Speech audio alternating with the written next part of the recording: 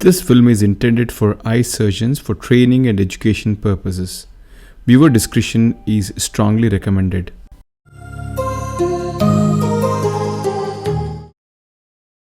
Hi, this is Dr. Deepak Megur, and today we are going to see the usage of another variant of a pupil expansion device.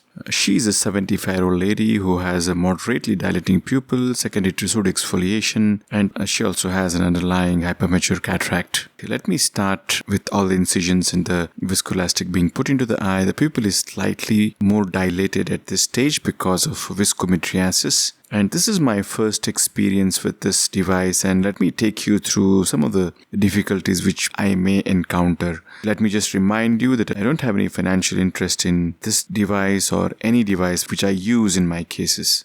So typically, I believe it's loaded in a lens cartridge of a foldable lens and then injected into the antechamber. The cartridge which I'm using is of a typical butterfly cartridge which we get for our hydrophilic lenses, and it's just filled with viscoelastic placed inside, and then I'm negotiating the cartridge into the eye and it is injected into the antechamber. As is a routine, I always prefer to stabilize the globe with a second instrument in my left hand, and it is injected into the antechamber. Now with the entire device in the antechamber, let's examine how this looks like. It actually has 4 scrolls. It is not a uniplanar design like what we have with the BHEX ring, but this is something similar to Malugin ring, and we have got essentially these 4 scrolls which are going to engage the pupillary margin, and that is what is going to keep the pupil in a slightly dilated position.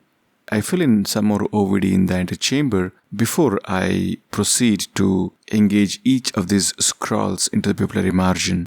The instruments which I'm using are just 2 Sinskey hooks. The one in the left hand is just to stabilize it, and the right hand is the one which is going to ensure that these scrolls are engaged into the pupillary margin. As I try to engage the second scroll into the pupillary margin, and I do it, but I realize that the first scroll has disengaged from the pupillary margin. Well, I thought that I'll re-engage it later on. I move on with the insertion of the next adjacent flange. The Sinskey hook engages in the hole of the scroll, and then is gently nudged against the pupillary margin. And once it hooks the pupillary margin, the Sinskey is brought out.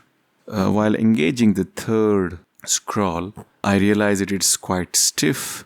I gently lift the iris with my second instrument as this scroll is engaged onto the pupillary margin. And engaging the last scroll is probably the most difficult one because we really have to forcefully pull the segment back in with some pressure. At the same time, my other hand is retracting the iris so that it aids in the scroll getting engaged much more easily. So once all the 4 scrolls are engaging the pupillary margin, the segment is slightly adjusted so that it gets well centered and we have a well centered pupil, and which is of decent size. So some of the area which is not stained with the capsule, I'm going in with a few drops of trypan blue. This is not going to stain the capsule well because this capsule is already come in contact with the viscoelastic, but nevertheless it does take some stain, so it is still helpful. So it's worthwhile giving it a try. Time to perform the rhexis. The capsule is grabbed with the forceps and I begin tearing. And I have a capsule rhexis which is quite big. A time to emulsify the nucleus. So I'm going to perform the direct vertical chop in this case.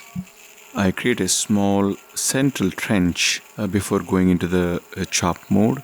So once I have about 50% depth, I switch to the chop mode. I'm going to bury the phaco tip into the substance of the nucleus. The chopper is held just in front of the tip. Chopper goes down vertically and then the lateral separation maneuvers. Again, we need to be mindful that these eyes have a compromised zonules. They're elderly patient with pseudo exfoliation. You need to be mindful when you're doing your chopping and lateral separation maneuvers of these aspects. So being as gentle as possible and as miserly as possible with your lateral separation maneuvers is going to be beneficial. The 3 fragments which are fractured from the first heminucleus are emulsified by pulling each of them out of the bag and emulsifying them at the level of the pupillary margin. The nucleus is then rotated. The second heminucleus is divided into smaller fragments, and each of these fragments are emulsified out.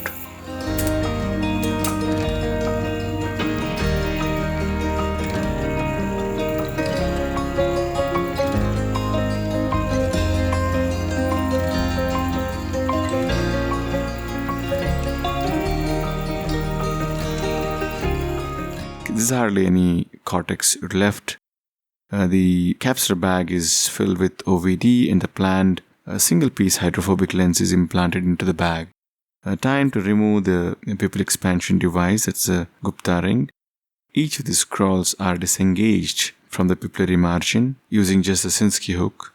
And once all the device is free from its pupillary engagement, it is just held with a forceps and pulled out. So disengaging and extracting this device out of the eye was quite easy. OVD both in front and behind the pupil is removed, but what is distinctly visible is the sphincter which are seen. Because we get better dilatation and also the device is much more stronger, you end up having these small sphincter tears with this device, which is unlike what we get with BX ring. The pupil sphincter remains very much as it was before using the device, almost unscathed. So that was it. Thank you for watching and hope you found this helpful.